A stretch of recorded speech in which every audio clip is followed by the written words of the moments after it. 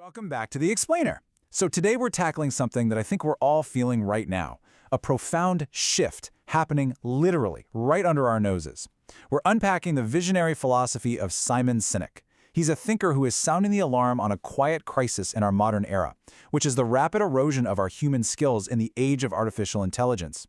If you've ever felt just a little uneasy about how automated and polished absolutely everything is becoming, well, this explainer is going to put words to that feeling and offer a really powerful way forward.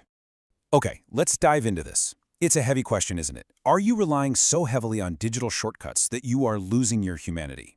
It sounds a bit extreme, I know, but when we look at how easily we outsource our thinking, our communication, and our problem-solving to algorithms, we really have to ask ourselves what we're giving up in return for that convenience. This question is the anchor for everything we're going to explore today. Section 1. The illusion of perfection. Look, there's absolutely no denying that AI output can look, frankly, scary good, right? It writes these beautifully formatted emails, generates stunning art, drafts complex reports in seconds. But here's the catch. This perfection is entirely derivative. It's just a mirror reflecting past data. It doesn't have lived experience. It doesn't know heartbreak or triumph or the messy, specific intentions that drive true human creativity. And because of this, we're slowly building the sterile, cookie-cutter internet that completely lacks a genuine human soul. Simon Sibel captures this perfectly. He says, life is about the journey, but when we think about AI, we only think about the destination. Think about that for a second. When we prioritize only the destination, the final polished essay, the perfectly optimized schedule, we're literally robbing ourselves of the profound personal transformation that happens on the journey while we struggle to create those things. Which brings us to Section 2, the value of the struggle. And this brilliantly illustrates the fundamental difference between these two approaches. The AI destination is hyper-focused on instant polished results. It's cold, it's flawless. But the human journey, that is all about painstaking creation, about friction, and most importantly, about growth. When we use a digital shortcut to just bypass the friction, we're bypassing the exact experiences that build our resilience and our character. Sibel makes this incredibly tangible. He says, I am smarter, better at problem solving, and more resourceful, not because a book exists with my ideas in it, but because I wrote it. That's huge. The excruciating journey of organizing chaotic thoughts, battling writer's block, and doing the really hard work acts as a permanent upgrade to your internal software. You just can't download the authentic confidence that comes from surviving a difficult creative process. Section 3. Learning to swim. Here is the hard, uncomfortable truth. Our digital habits are causing critical human survival skills to atrophy. By constantly delegating our important, or maybe just uncomfortable interactions to these affirmation machines, we're becoming socially fragile. We are losing the muscle memory of how to handle reality when there isn't a screen there to mediate it for us. Now, what's really interesting about this slide is these vanishing skills. Active listening, conflict resolution, genuine empathy, stress management. In the corporate world, they dismissively call these soft skills. But let's be real here. These are actually the hardest skills to master, and they're the most critical for our survival. If you just ask a chatbot how to apologize to your partner, you stop feeling the actual weight of your own actions. You stop learning how to navigate human tension. Sibel doesn't mince words on the consequence of this. He says, unless we take personal accountability to teach and learn human skills, they will disappear. It's that simple. Human connection isn't just some default setting we're born with, it's a practice. It has to be intentionally and regularly cultivated, exactly like physical fitness or a technical skill. To really drive this home, Sibel uses this unforgettable metaphor. AI will provide boats for everyone except for the time there's a storm and you don't know how to swim.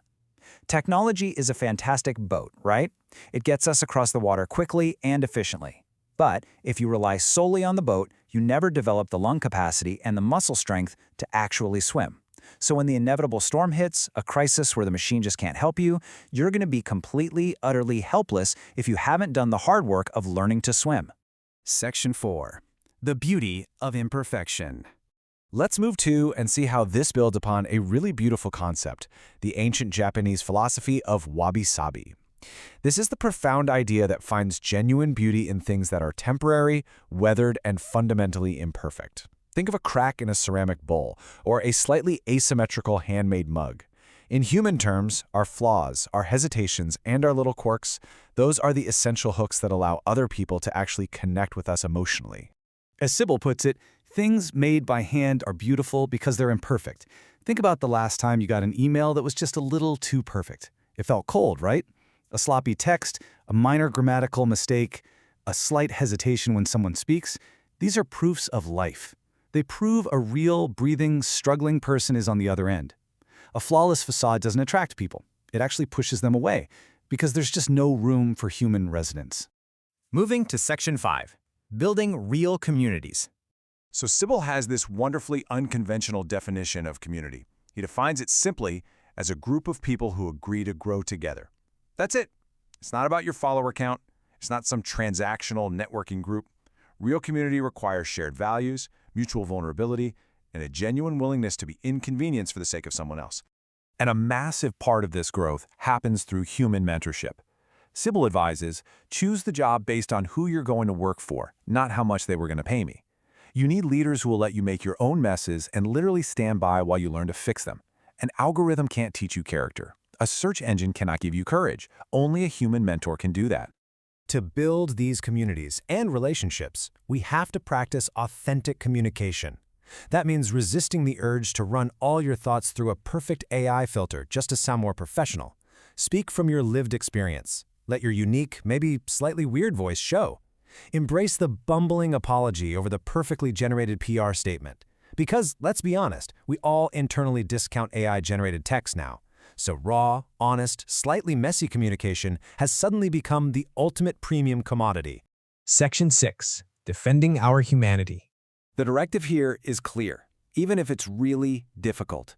Choose the slow path of connection in a world of instant solutions. We have to use gratitude as a deliberate biohack by appreciating the messy, unoptimized, inefficient moments of our lives. You know, like a long, rambling dinner with a friend. We remain the conscious architects of our technology, rather than just becoming its passive subjects. So the crucial point is this. We are in the humanity business, and human beings really want human beings. Our imperfections aren't weaknesses to be optimized away. They are our greatest strengths. Our humanity, with all of its friction and bumbling and raw emotion, that is our ultimate legacy. I want to leave you with this final thought. Look at the digital tools surrounding you right now.